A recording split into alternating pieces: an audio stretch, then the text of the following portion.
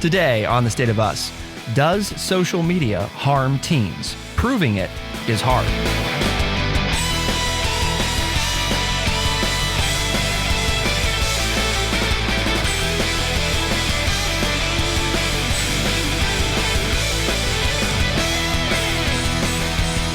According to the New York Times, there have been increasingly loud public warnings that social media is harming teenagers' mental health, most recently from the United States Surgeon General, adding to many parents' fears about what all time spent on phones is doing to their children's brains. While many scientists share the concern, there is little research to prove that social media is in fact harmful. It leaves parents, policymakers, and other adults in teenagers' lives without clear guidance. Welcome to The State of Us. I'm your host, Justin T. Weller, joined today by the one and only, your friendly redneck liberal and a senior resident historian here at True Chat, and a boomer, Mr. Lance Jackson. Was that written by a social media company, or is that a legit? Because everybody else seems to know, right? What's going on, and we point to TikTok and we point to Facebook, and this is the upshot scrolling in the and New York Times and everything else, right? It is in the national section of the New York Times, and it's by the upshot, which provides news analysis and graphics about politics, policy, and everyday life. So It is listed as a news article. So it's a little bit different information than what we've been reading lately, which is why it caught our attention, and it frames it by asking multiple questions and giving some answers, and it has a couple of charts. So if you want to check it out, on the website, it'll be linked and you can follow along with us. So there are six questions to answer. All right. So what's number one? Well, what counts as social media? Because they identified one of the problems with the research is what actually counts. Most studies today look at platforms with user-generated content where people can interact. But that raises a lot of questions. Does it matter if teenagers see posts from people they know or don't know? Does it make a difference if they post or just view? Do multiplayer games count? What about dating apps, group texts? Are those social media? YouTube illustrates the challenge. It's the most popular site among teenagers by far. 95% of them use it, and almost 20% say they do so, quote, almost constantly, according to Pew Research. It has all the features of social media, yet it hasn't been included in the vast majority of studies. Some researchers speculated that YouTube may not have as many detrimental effects because teenagers often consume it passively, like TV, and don't post or comment as often as they do on other apps. Or researchers said it may carry the same risks. It offers endless scrolling and algorithmic recommendations similar to TikTok. There is no clear data either way. Well, but TV was known as the Great Wasteland when I was growing up. So, because passive consumption. It's right. It doesn't matter whether you're involved with it or not. If you're just sitting there watching it, you're not getting up and moving around. You're not being active. You're not doing healthy things. You're not paying attention to other things going on in your surroundings. And we've got our young intern here. Levi, is that true? YouTube, 95%. Would you say, is there any of your friends that don't use YouTube? No. And would you say that all of your friends are on it weekly? I would say so. Probably. Daily? Yeah. Maybe. Are you? Yeah. YouTube daily. Mm-hmm. Okay. YouTube daily. Could be a show. It could be. Well, probably is. Yeah, I was going to say. If not, it soon will be. Well, now that I've said that, copyright 2023, Justin Weller, right there. Well, so how can you not? I mean, I didn't know that they didn't count it, but it seems to me like it should be, because anything that's taking you away from activity, and I'm thinking now is my daughters, I think, have, maybe my wife has it on her. She just put her watch on. She's got a watch that says she's been sitting too long. She needs to move. Yeah. It like goes off and clicks. Does she have an Apple Watch? Is that what she's got? I don't know. Somebody got it for her. I mean, does it have it has a screen? I don't know. Okay, you don't my know. daughter's got it for her for. She has a watch that does things. Yeah, it's either hers or it's my daughter's. It says, you've been sitting too long. And I'm like, I'm sitting right here. I know you've been sitting too long. I've been up 4 times while you've just been sitting here. But right, we now have devices that we can buy that tell us that and wear that tells us that we need to get up and start moving. Yes. And so therefore, if something takes away from us moving, then that's probably not good for us. Right. And I think part of the point of the article, which we're going to get to in a bit, is reviews of the existing studies on social media use and adolescents' mental health have found that the bulk of them to be, quote, weak, inconsistent, or inconclusive, a bag of mixed findings, and or weighed down by a lack of quality and conflicting evidence. Research has yet to show which sites or apps or features of social media have which effects on mental health.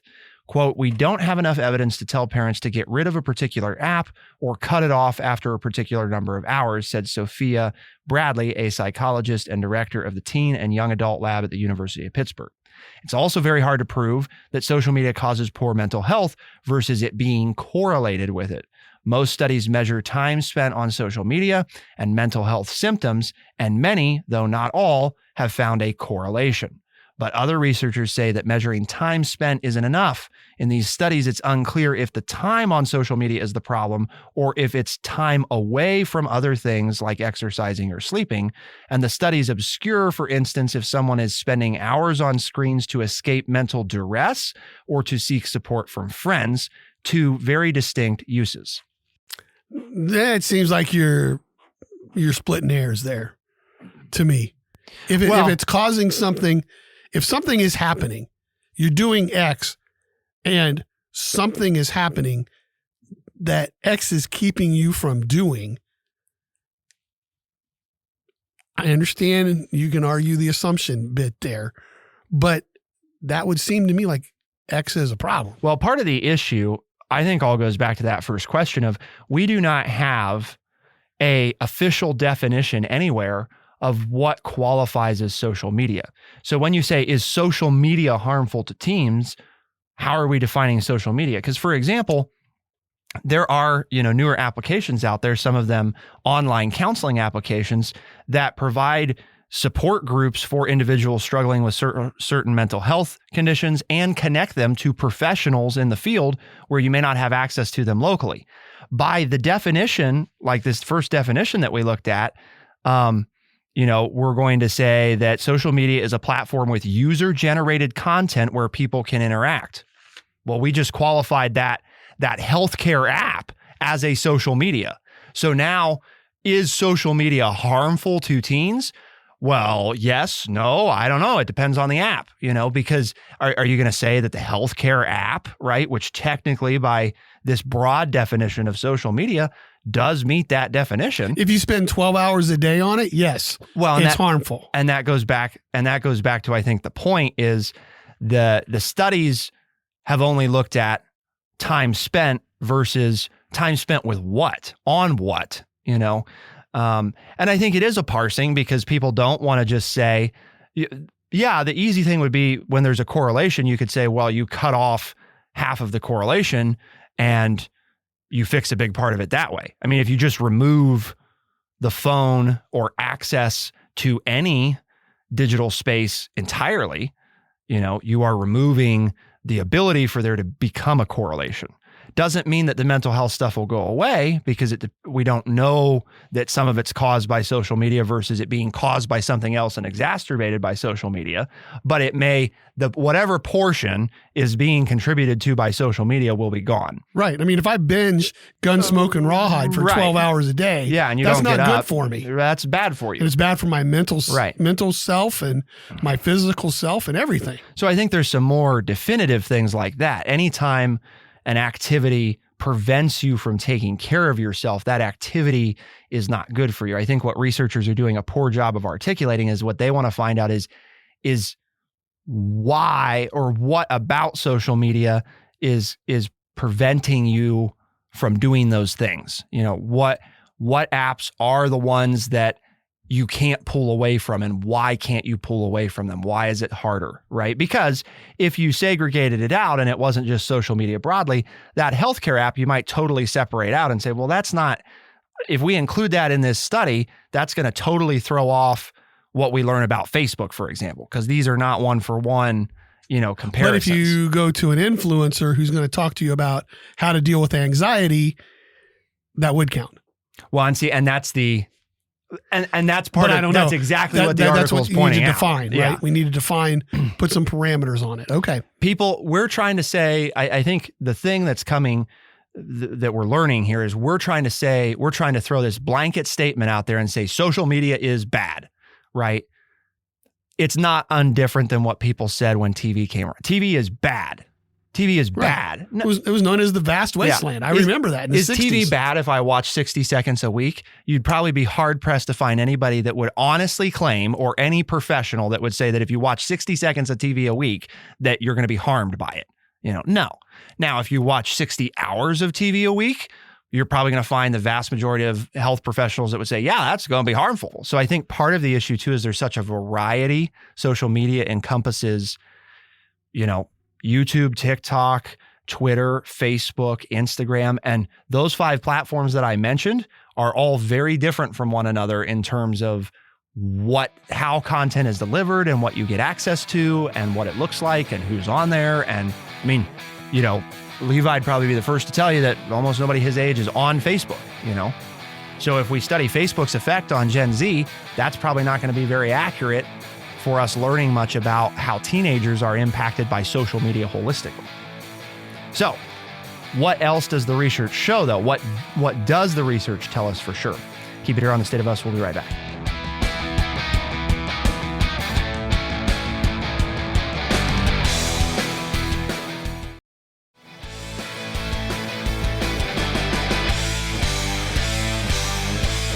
A psychologist who leads the digital mental health group at the University of Cambridge said, quote, "We most often find a small negative correlation," end quote, "between social media use and mental health." Quote, "But we don't know what's underlying that. It could be that those who feel worse start using more social media. It could be that social media makes them feel worse, or it could be socioeconomic status, something else causing the link."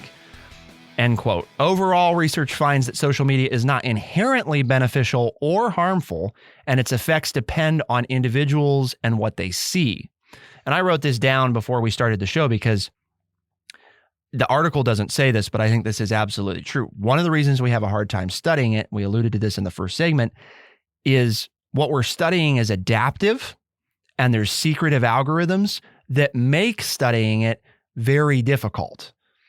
Because studying Facebook's algorithm versus studying Instagram versus studying TikTok versus studying YouTube, number one, the researchers don't start with access to understanding the algorithm. Like, we have some ideas, right? We have theories about what the algorithms prioritize, but these are proprietary things held closely by the company. They're not public information. So you're asking a researcher to research something and you're saying, well, we're going to cut you off from knowing how it works, but we want you to research it and then tell us why it's bad. What the effect is. And it's like, well, you've cut off like 80% of what I need to know in order to figure out. I don't know what the algorithm prioritizes. I can guess, and I can do some deducing, but I really don't know what the algorithm is doing. Should we have a law that says you have to tell us what you're doing for the purpose of academic research? Or just so that I know, right? The Food and Drug Administration, back in the days, the progressive movement under Theodore Roosevelt, said you have to start putting the items that are going into that can that you are selling to the American public. Because before, you didn't have to. You could say, this is a can of beef stew. And you could put whatever you wanted in it and sell it as beef stew. Mm-hmm. And there were all kinds of things being put in there to make people want to eat that beef stew. Right. Right. And then people you find out what's in it. And you're like, well, I'm not okay with. Or they're getting sick. Right. And nobody knew why they were getting sick. And, it's stuff that we're putting in the beef stew. And so the government then said, we're going to pass a series of laws that says you have to, now put the ingredients on the can. We did the same thing later with all that health information. This was back in the 70s and 80s. We started putting, now you have to know what it does for your health. And you have to now know whether or not there's any gluten in it or whether it's vegan and the government requires that of all these companies that produce food. So yes, it can. Shouldn't the government then say, these aren't proprietary. This is for the health of the American people. So therefore, YouTube, tell us how you set it up. Google, tell us how you set it up. Amazon, tell us how you set it up. Right. Well, and the FDA, in fairness, mitigated that concern to an extent by saying you don't necessarily have to allocate proportions, but you do have to list them by how present they are. And likewise, those companies also figured out a way, like Heinz, to say, well, I can still register this as a proprietary product. In other words, it's not okay for Lance, just because it's public doesn't mean it's okay for you to go replicate it and sell it and make money with it. Right. You know what I mean? Because that's going to be the comeback is, well, if we tell everybody how it works, they'll just do the same thing and then, we'll be out of business. No, because we've done it before. You can copyright it and make sure that it's yours and nobody else can start it. And if somebody does, it's like the argument you can take them to court. If you tell us, if you show us the sheet music of a song, then, then it's not a secret anymore. No, you can still have legal protection and it not be a secret. Likewise, you can also. That seems like an easy fix. And I know that's usually the third segment of our show. But that's to me, seems like a pretty easy, something we've done before. Right. We've got the groundwork for it already laid out. We've done it. So why not just apply it to social media companies? I think so. I think that when you use the word proprietary, it was like, well, wait a minute. Why is that? They can still have the right to do it any way they want. Right. But why don't we know that? Well, it's new. It's new enough that we're just now running into the problems that lead us to question, well, how do they make these decisions? I'm on Facebook, but I don't know how the decisions are made about what to show me. But if I have high blood pressure, I read the label and I want the stuff that has no salt or minimum salt to it, right? Because I've been told by my doctor that if I limit the salt, my blood pressure is better, right?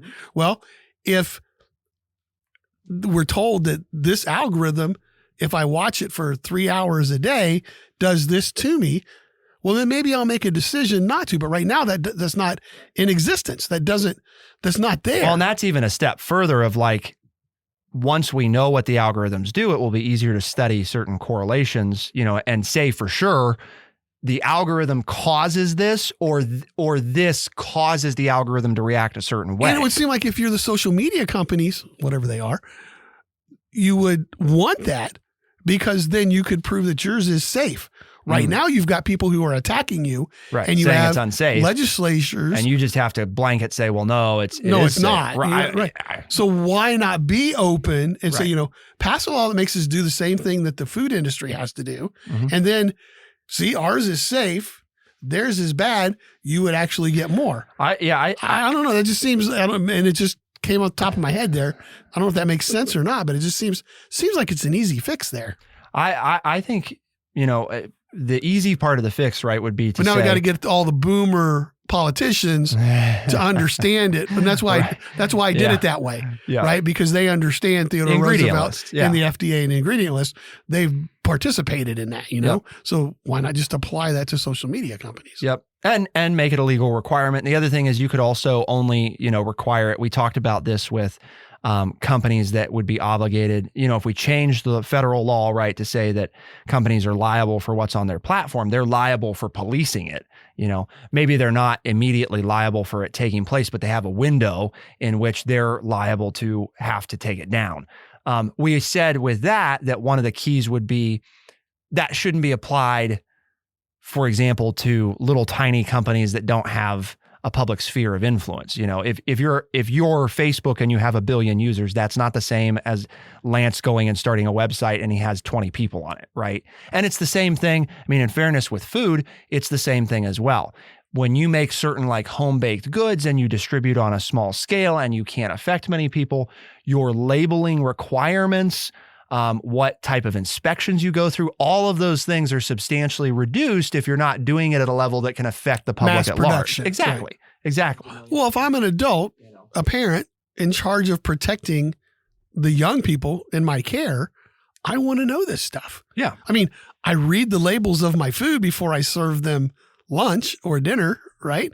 Because I'm interested in their health and there's been an increase. So why wouldn't I have the same access to what technologies are? Well, what information is being put in your body? Right. How are decisions being made? I mean, there's been this whole uproar, right? And people are making claims that it's bad for them. Right. Well, show me that there's a connection to that. Well, and we're super concerned about, schools and parental rights and all this stuff. Why are we not concerned about parents' rights to access how information is being delivered to their children? Just because Facebook's algorithm is released tomorrow doesn't mean that it's legal for Lance to take that algorithm and go make money with it. Simple. I mean, it's a simple notion. We do that with lots of other things, like food products, So what's the next question I need to solve since I solved that one? Right. Well, that one's fixed. Well, I think the whole thing's fixed, right? We're just done. There's got to be something else. I mean, there had to be something else. Why isn't there more solid research yet? Well, we talked about part of that, which is that it's difficult to study. But another big part of it is that academic research takes a long time. It often takes years to get funding, develop studies, hire staff, recruit participants, analyze data, and submit it for publication. Recruiting minors is even harder because of, all the different stipulations around how we do that. So by the time a study is out, teenagers have often moved on to a different platform. And much of the research about specific platforms, for example, is on Facebook, which most teens don't use. So we have Threads. I mean, that's talking about platforms changing, right? Yes. It's like as soon as it's so new, our producer's not even on it. It's like it's a business model almost. It's like, people are coming after this one, so we'll create a air quote new one, so then they can't attack this one, but we're still getting people to listen because this Threads hasn't been out that long. It's already got 100 million users. So obviously, now this isn't a business proposition, right? Because it's taking on Elon Musk's Twitter. So it's Zuckerberg versus Musk. But that goes back to... But if I was a company and these parental groups start attacking this part of my company, I'll just create something new. Yes. And so the last things that we want to look at are talking about how could future studies be more conclusive. We talked about one solution to that, but what else could be done? And also, what should parents do when we don't, we've come up with some great ideas, but what do you do in the meantime? Because, there should be an ingredient list. Well, there isn't today. So what do I do today for my kid? Keep it here on The State of Us. We'll be right back.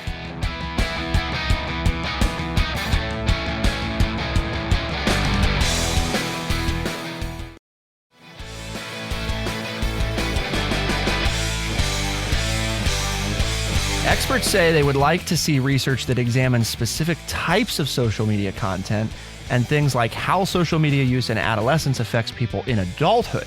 See, here's another thing that, we haven't had enough time, right, to figure it out. You haven't been able to follow people long enough. And the issue with academic research of that type is that it takes time. It just takes time to do.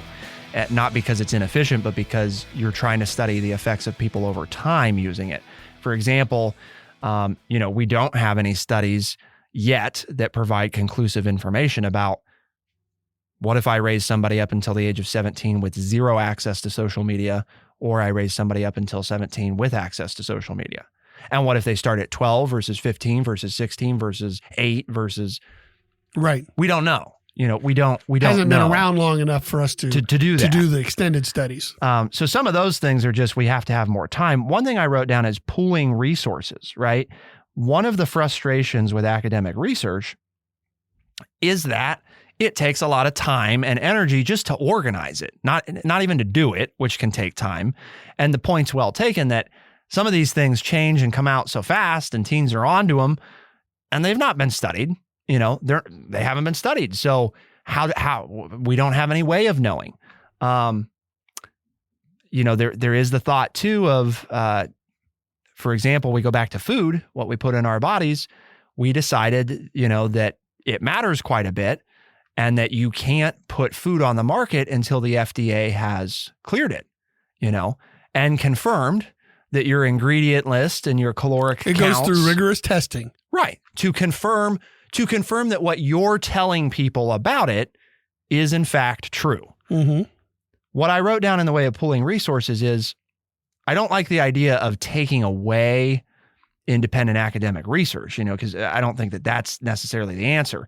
But if there was a better centralized effort to collectively pool the research studies and say, there is an ongoing effort from whoever that is always studying, this. So it's not there's going to be a start and end all the time. And like, we're going to set up for this study, we're going to do it and then it's done. Some of this is, we may have to evolve the way that we're conducting studies to mimic the way that some of these things are being used. Because if the studies are using, 20th century methodology for 21st century technology, I'm not sure that we can expect to ever get much from research that's going to be very helpful for us. So one of two things, either they have to adapt to match a closer pace that makes it valuable, or do we have to say certain things can't go to consumer market until we can release research on them? We don't release drugs to the public without testing and trials and then releasing information about the side effects. And nobody thinks that that's crazy. Now, sometimes we contend that the degree to which we do it or how long we hold it or blah, blah, and you could debate that, but why not? I mean, why not say that somebody like Meta can't just launch something like Threads immediately to the entire public? You can launch it to, 10,000 random people. When those spots are filled, we're going to study, the effects on them over the course of, because we do it in other areas. 6 months. So it's not like we're targeting them or picking them out. It's a trial. Right. It's a trial. Just and like then here's what we learn from the trial. Just like we do with new drugs, right? We have a drug trial. And then it's that whole use at your own risk. We're not saying that it can't go to market then. We're not giving power over you stopping it from going to market. But once you take it to market, it's going to come with, one of those black box warnings that tells people before you start, research has shown, that this platform is likely to cause X, Y, Z. And then you get to make an informed decision. And that's all we're saying here with this social media is let people make an informed decision about it. You think about what we've talked and revealed about how Instagram is particularly harmful to teenage girls because of some of the way it delivers stuff. Well, what if before you signed up for it, for example, body dysmorphia is a real challenge, and it's one of those things that, especially people that struggle with, Instagram's probably not a great choice for. If Instagram, before you could create your account, said, this app is known to make worse or potentially cause body dysmorphia for vulnerable populations, how many parents would then say, well, like, what if our daughter right now is seeing somebody and being treated for that? Right. And now we know she's struggling. I see that people with this are at risk of it being made worse by doing this. It's the same thing with side effects. Side effects don't affect everybody, right? And doctors often tell you that the reason they're there is so that they can be talked through and weigh whether or not it's still worth using, Okay, well, I don't have a problem with body dysmorphia, Also, I'm a male, and it says, well, it doesn't affect males, it has high percentages. Okay, well, so now I know that. And I'm going to use it. Fine. But then I see something, may exacerbate depression, Okay, well, if I struggle with depression already, these are preventative measures of avoiding making things worse. Exactly. But I think it revolves closely around that food and drug industry stuff of you say, well, it's going to take time to study it. It'll be delayed. Just don't release it then. If we're talking about the health and well-being of the American public or the world public, what's a few years? Yeah. I mean, where we're going to release something that's going to be really bad for everybody. Oh, well, don't we want them to wait and test it first? I mean, It may not be. It may be the miracle cure, but don't we want it tested first? Right. I mean, because we've also had a long history of not testing things and then finding out later that, it caused cancer and, we killed however many people because they took this. In world history that we've done that. I mean, until the 20th century, it was trial and error. Mm-hmm. People put stuff in their mouth or use things, and if they live, well, they died. then so everybody else. not, that was the way they tested way back in the day, right? And everybody, if they lived, okay, everybody can now eat from this bush. Yeah, they can eat the plants. They can eat this. So why are we doing it that way with our information and our mind? I mean, or why aren't we doing it? Right. Well, yeah. We talk about all the time that, we're trying to improve that. Mental health is physical health. Physical health is mental health. They are tied together very closely. And your brain is a physical component of your body, folks. I don't know if newsflash, but it is an organ. It is an organ. And it is part of your body.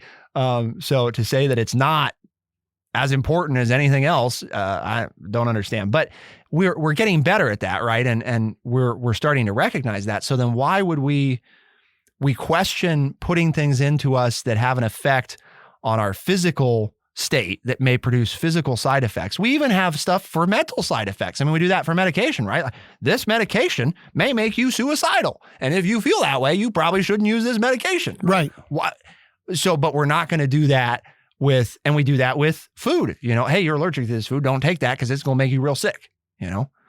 Okay, well, if you're prone to depression, right? Or if you're prone to addiction, which we've talked about, like if you come from a family that has a history of, addictive behavior and, this app is proven to be highly addictive and, those people may be very vulnerable. Then you can make a decision before ever using it to not use it. And I think a lot of that you can, you say, well, what's the cost and all this going to be? You're a social media company of a certain size. I think, you can have the government administer the study, but the company should have to pay for all the testing. That's what we do with drugs. You're making a lot of money out there, social media companies being the most valuable companies in the world. I think you can afford to make a little less if it makes us all a little safer.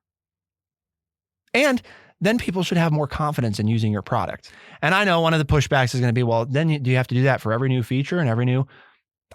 I don't know. You have to do that for new drug iterations. You know what I mean? We have policy and procedure that exists for these types of things. And then there are some. If you change the makeup of Heinz ketchup, can you leave the old label on it? I don't think so. Well, but I mean, since I'm the old person in the room, there are drugs that I used to have to get a prescription for my allergies that are now sold over the counter for my daughters. Mm-hmm. So they can just go, because again, family medical history. Yeah. Well, I'm having this. Well, back in the day, I took this and this was a prescription drug. Now it's over the counter. Yep. And so things can change with time. Exactly. So just because it starts out that way doesn't mean it'll have to be that way forever. Well, and if we start out this way and we actually get some good conclusive research, we may find, for example, here's a feature that across platforms we find to be particularly harmful. So moving forward, it's really easy if you're a new company saying, well, I'm going to avoid that feature because it's been proven. Well, then shown. you can advertise it that way. Right. This doesn't have this that. platform doesn't have what the other 90% have. This research across multiple independent companies shows that this feature is harmful. Our platform doesn't have that. Yeah. And now you don't even have to worry about regulating it because nobody uses it because it's known. It becomes a selling device. It's a known thing, but that's the whole, you have to start somewhere because we don't have, as this article, the whole show today has been about, crap. We don't have information. So what do you do with your kids? Set limits, especially around bedtime. What we don't know, conclusively which apps, but we do know that using devices prior to bedtime that have a backlight, that are bright, right? That have color. And what'd you tell us, Levi, you do before you go to bed every night, before you close your eyes? You're on your phone. Watch TikTok. Mm-hmm. All right. Talk to your teenagers. Make a family screen time plan that takes into account which activities increase stress. So one of those, talking to them when you're on social media, when are you happy when you're on social media? And when do you start to feel upset or frustrated? Oh, well, I feel upset and frustrated when I watch this, this, and this. Well, Jay, maybe we shouldn't watch that then, I mean, some of that is, you have to ask the critical questions because some of this we don't have to have research for, right? Be observant. You can ask yourself and you can ask others, well, gee, if you're watching this and it makes you frustrated and increases your anxiety, then maybe it would be smart to not watch that, model responsible internet usage yourself. Don't ask others to do what you're not willing to do. So nothing here that's really super new. Researchers said that social media rules depend on individual teenagers' maturity and their challenges, and said that addressing the risk should also be the responsibility of tech companies and policymakers, not just parents alone. The things that we've mentioned here, those few different things: model responsible behavior, make a family screen time plan, talk to your teenager, don't give a young teenager a smartphone right away, start with a smart watch or a phone that doesn't have internet, build up to it, don't give all features at once, set limits, especially around bedtime.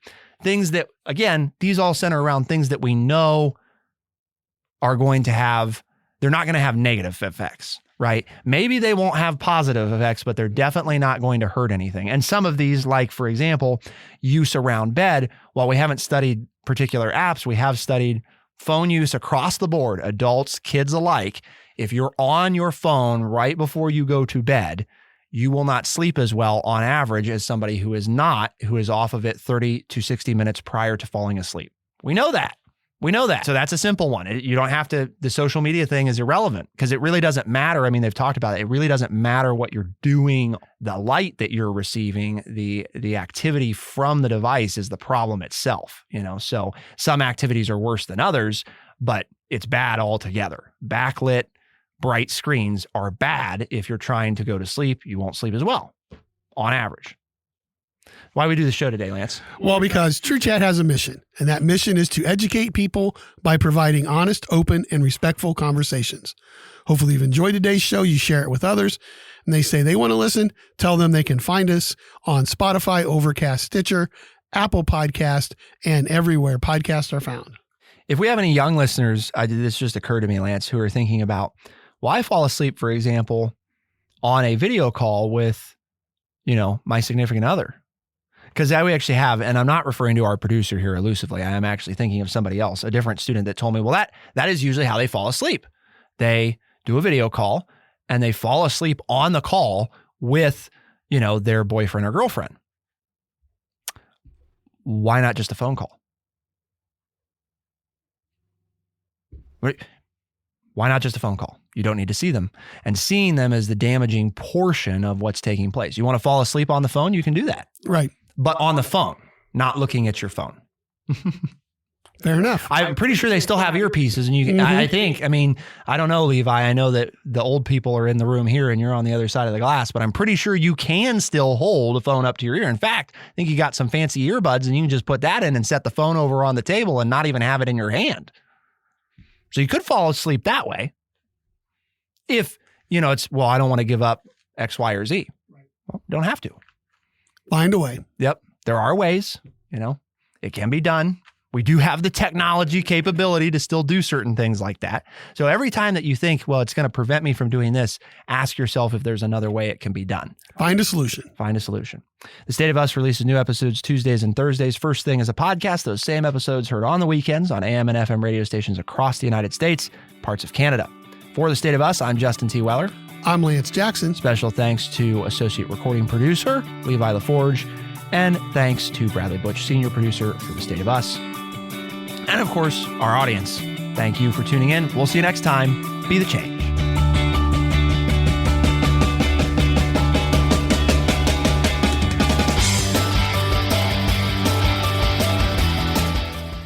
Be sure to check out our website, thestateofus.org, for books, articles, and all the ways to tune in.